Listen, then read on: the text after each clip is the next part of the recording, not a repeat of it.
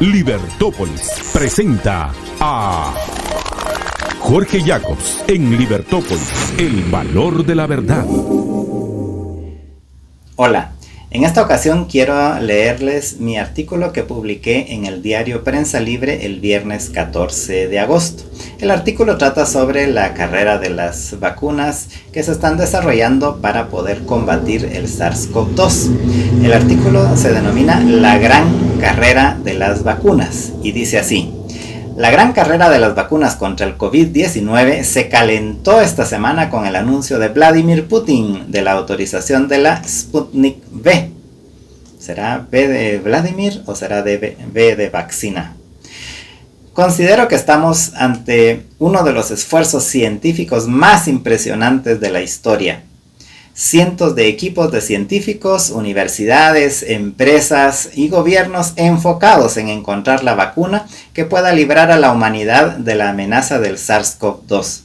Ni siquiera los mejores guionistas de Hollywood podrían haber ideado tan colosal esfuerzo. Pero esto es la vida real, no una serie de Netflix. Cientos de miles de personas han muerto como consecuencia del coronavirus. Y aunque la letalidad de la enfermedad está descendiendo a nivel global, todavía hay muchas personas que podrían salvarse con una vacuna eficaz.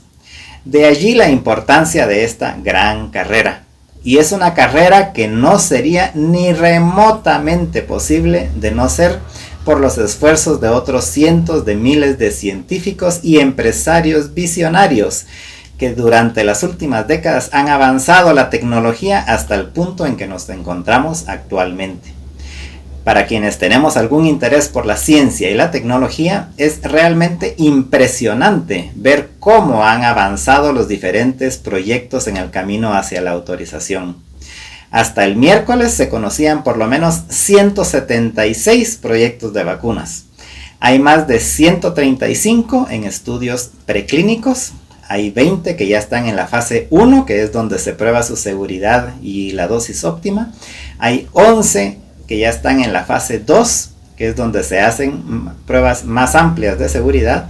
Y hay 8 vacunas que ya están en la fase 3, donde se hacen pruebas a gran escala para probar su eficacia. Y con la de Putin ya hay 2 aprobadas. La otra fue aprobada por el ejército chino. Ambas se saltearon la fase 3 de las pruebas.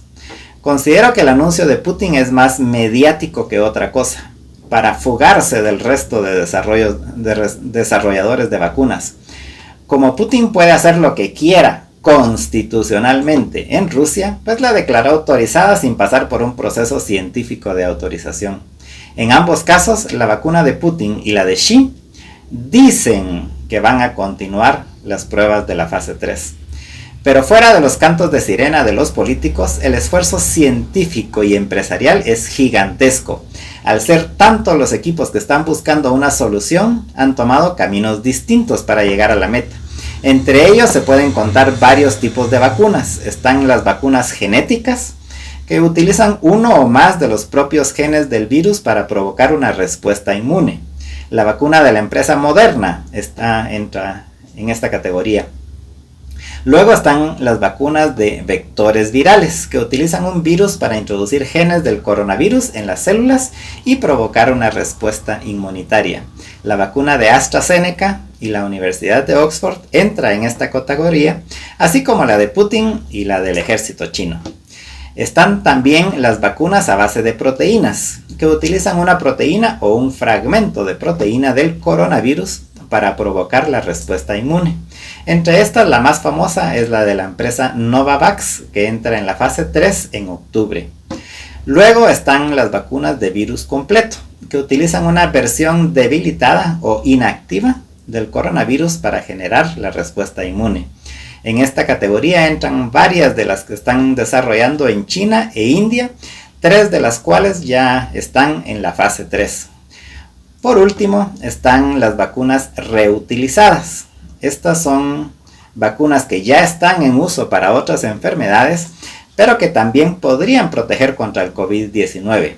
Aquí la más famosa es la BCG, que fue desarrollada hace más de 100 años contra la tuberculosis, que ahora ya está en un ensayo de fase 3 para comprobar su efectividad contra el COVID-19.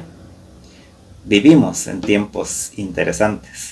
Este fue mi artículo que publiqué este viernes 14 de agosto en el diario Prensa Libre, y pues básicamente quería hacer una reseña de la gran cantidad de experimentos y de procesos y de proyectos que hay ahorita en desarrollo de vacunas. Eran 176, y realmente es impresionante. Algunos por ejemplo en el programa nos decían que bueno, pero es que están siempre las farmacéuticas y todo, pero en este caso realmente son tantos los equipos y tantos los proyectos que están desarrollando vacunas. Probablemente no todos van a llegar al final, ni todos van a ser exitosos, pero con un 25% de todos estos proyectos que sean exitosos, o con 10 que sean exitosos, ya va a haber suficiente, se va a generar suficiente competencia como para que no tengamos los problemas de que una sola empresa tiene la vacuna y ponga el precio que quiera, que es el argumento que utilizan. En este caso yo estoy convencido de que muchas de estas vacunas van a funcionar. Incluso tengo esperanzas de que la BCG funcione, y esa ni siquiera es que la estén desarrollando, fue desarrollada hace más de 110 años creo yo, y muchos de ustedes probablemente ya tienen la vacuna de la BCG, que esa se ha acostumbrado a poner aquí en Guatemala y en muchos países de Latinoamérica y de África, y particularmente en los trópicos, porque es la vacuna contra la tuberculosis, la famosa. No sé si ustedes han visto que tiene un montón de gente, tiene una especie como de lunar aquí en el hombro, pues esa es la marca que deja la vacuna BCG. O sea que si finalmente se logra comprobar, por ejemplo, que la vacuna BCG, la de la tuberculosis, es efectiva para dar inmunidad en contra del COVID-19, pero resulta que muchos de aquí en Guatemala ya van a estar vacunados, ni siquiera hay que ir a buscar. Y en caso de que esa llegue a ser exitosa, pues les aseguro que una campaña de vacunación como las que se hacen todos los años aquí en Guatemala, con eso sería probablemente más que suficiente para vacunar a muchas personas, o a la mayoría de las personas. Luego está que pueden haber todas estas otras vacunas, que hay ya distintas iniciativas para poder producir las vacunas masivamente y de manera accesible. En el caso de Latinoamérica, por ejemplo, la vacuna que está desarrollando AstraZeneca con la Universidad de Oxford, que es una de las más adelantadas, por cierto, ya hicieron un arreglo para producirlas masivamente aquí en Latinoamérica, para consumo aquí en Latinoamérica, y probablemente pues a precios bastante accesibles. Entonces yo estoy muy esperanzado de que pronto se va a encontrar una vacuna que sea efectiva, y no solo varias vacunas que sean efectivas. Pero adicionalmente también estoy muy optimista porque a pesar de los que andan siempre diciendo que ya casi que se va a acabar el mundo, pero resulta que la experiencia que se ha tenido, por ejemplo, en los países europeos, o en bastantes de los países europeos, en donde ha habido una aparente segunda ola de contagios, resulta que ha habido en efecto un crecimiento de contagios, pero no ha habido un crecimiento de fallecimientos. Lo que es más, o sea, cuando uno ve las gráficas comparadas, las de los casos confirmados de COVID-19 y de fallecimientos o de muertes en España, en Bélgica, en los Países Bajos, en varios de los países europeos, y les diría que casi todos, en la primera ola, como le hayan llamado, ahí sí había una correlación muy directa en la cantidad de casos confirmados versus la cantidad de personas fallecidas. Pero luego de esa supuesta primera ola, y que bajó así a muy pocos casos, y ahora que ha empezado en estos mismos países a crecer nuevamente la cantidad de casos confirmados, resulta que la cantidad de muertos no se ha incrementado, y entonces ahí sí ha habido una diferencia. La cantidad de casos va subiendo y la cantidad de muertos va así, flat, básicamente con muy pocas muertes. Y esto se debe a muchas cosas. Una podría ser, aunque eso pues no está comprobado, pero una podría ser que en efecto, como algunos doctores y algunos epidemiólogos lo han dicho, que puede ser de que el virus pues ya esté siendo menos letal. Pero yo pienso que tiene que ver más con factores como el hecho de que ya la gente se está preocupando más, la gente se está preparando más, los doctores ya saben mejor cómo atender a los enfermos y qué protocolos utilizar para que no pasen a críticos y se mueran. Y adicionalmente también ya ha quedado muy claro de que es la importancia de tratar desde el principio a las personas desde que empiezan con síntomas para evitar que los síntomas, que la enfermedad siga avanzando y se compliquen y luego pasen a estar en estados severos y críticos y se puedan morir. Entonces todos esos factores han influido en que cada vez la letalidad de la enfermedad pues va siendo menor. Y estos pues son buenas noticias. Por supuesto que si se consigue una vacuna pues va a ser todavía más baja la letalidad de la enfermedad. Y al final pues va a pasar de no ser más que un catarro más o una gripe más o una pariente de la influenza. Pero al final pienso que ya conforme van pasando los meses vamos ya saliendo de esta crisis y ahora pienso que el principal enfoque tiene que estar en que podamos recuperar primero toda la riqueza que se destruyó con las decisiones erradas de los políticos en casi todas partes del mundo. No es exclusivo de las autoridades guatemaltecas.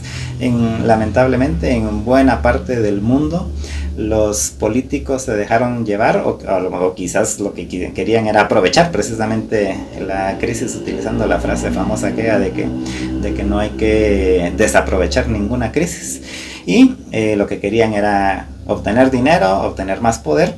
Pero la cosa es de que indistintamente de cuáles hayan sido las razones, si estaban sinceramente equivocados, si estaban maliciosamente manipulando las cosas para poder hacerse de fondos o hacerse de más poder, indistintamente de cuál haya sido la razón, fueron decisiones equivocadas que tomaron los políticos y nos llevaron a una situación de destrucción de riqueza como nunca se había visto en el mundo. Y ahora pues lo que nos toca es arremangarnos, trabajar duro para poder recuperar toda esa riqueza que se perdió, que se destruyó. Y ahora pues nos toca empezar a crear nuevamente, a crear nuevamente esa riqueza. Así que les dejo mi artículo, lo pueden encontrar en la página de Prensa Libre, prensalibre.com, o lo pueden encontrar también en mi blog, en jorgejacobs.com. Y si quieren conocer más acerca de todos estos proyectos de vacunas, yo pienso que el lugar más adecuado para darle seguimiento es aprovechar los recursos de otros que ya le están dando seguimiento, y en ese sentido pienso que uno de los mejorcitos es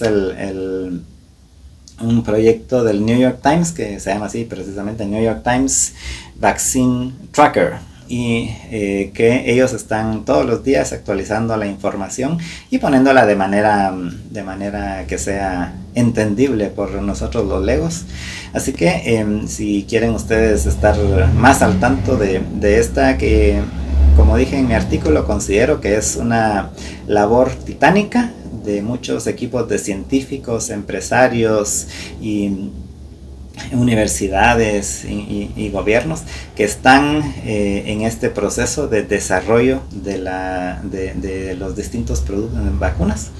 Y también quiero hacer un reconocimiento, como lo hice en el artículo, a todos aquellos científicos, empresarios, visionarios de los últimos 30, 40 años, sin cuyo esfuerzo, sin cuya labor titánica, sin esa visión y pasión que tuvieron para desarrollar nuevas tecnologías y para desarrollarlas contra viento y marea y a pesar de toda la oposición y a pesar de la aparente imposibilidad, pues todos esos esfuerzos que hicieron todos estos científicos y todos estos empresarios de los últimos 40 o 50 años, o quizás más, nos han permitido llegar al año 2020 con una gran cantidad de tecnología muy poderosa que ha permitido que en cosa de pocos meses se pueda llegar ya a los procesos en que estamos ahorita.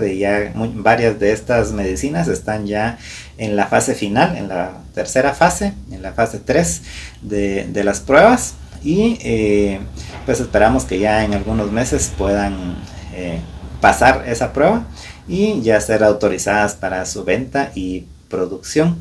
Pero como repito, no hay que tener pánico, cada vez es menos la cantidad de personas que están en riesgo de morir por causa del COVID-19, y sí es importante que se desarrollen estas vacunas para poder precisamente proteger a esos grupos de personas que corren más riesgo, pero repito, cada vez es menos.